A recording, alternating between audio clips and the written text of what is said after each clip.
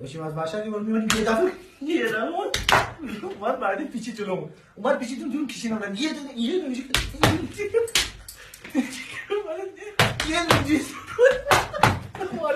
معمولی گرفتم راحت رسیدیم به دست اندازه زنگ داشتیم اما میرفتیم که خیلی سرعت زیاد شد یهو سرعت زیاد شد سلام بودیم این داره چیکار میکنه همین دنده دارم همین داشتیم رفتیم یهو من نگاه کردم یهو اومدم دنده کشتم داشتیم نم میرفتیم داشتیم افتر کپگیرک زد کپگیرک زد این کپگیرک زد بعد ایستاد بودم آقا چیه مگه؟ آقا چیه؟ اکرام کردم مگه من چیکار کردم؟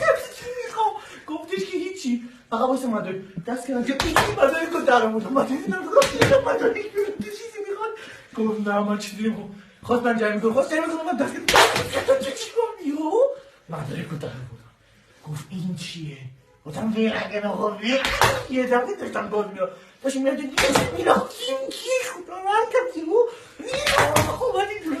اومدیم جلوتر این چی خدای من اینجا گذاشتم خدا شو بخیر گذاشت خیلی بخیر گذاشت دادم دنده چهار این چی میومدم کشیدم من گوش یوش داد گیردم بودن دیدم اون نمیم چرا علم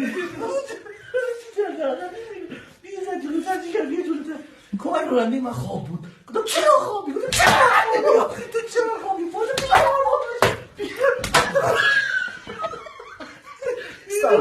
Stop.